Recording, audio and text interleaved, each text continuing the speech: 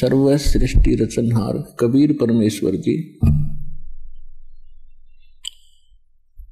अपनी प्यारी आत्माओं को यथार्थ ज्ञान देने के लिए वे स्वयं ही आते हैं,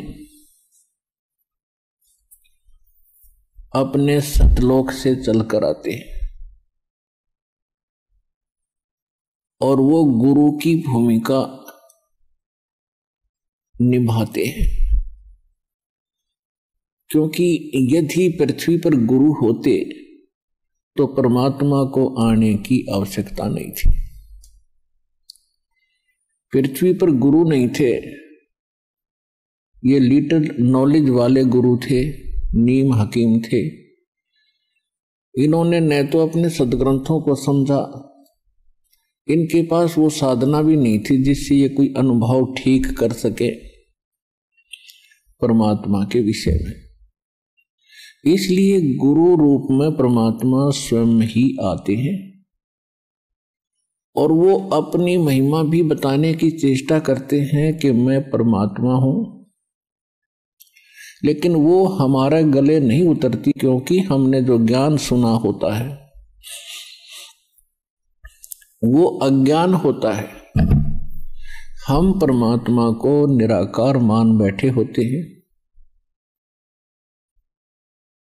और जिससे भी हम सुनते हैं या कोई उन ऋषि महर्षियों के अनुभव को हम पढ़ते थे तो सभी ने अंत में एक निष्कर्ष दे रखा था कि परमात्मा तो निराकार है, उसको देखा नहीं जा सकता, केवल परमात्मा का प्रकाश ही हम देख सकते हैं। तो विद्यार्थी की इतनी अकल नहीं होती, इतनी बुद्धि काम नहीं करती कि वो टीचर के व्याख्यान पर कुछ टिप्पणी कर सके। यानी श्रोता जो होते हैं वो जिनको गुरु मान बैठे हैं और उनके द्वारा दिए गए प्रवचनों पर वो अविश्वास कभी नहीं करते, ये स्वभाव होता है। और अविश्वास करने का उनके पास कोई पैमाना भी नहीं होता जिससे वो ये कह सकें कि नहीं गुरुजी आप ऐसे नहीं, ऐसा हमने पढ़ा है। तो जिस कारण से परमात्मा ने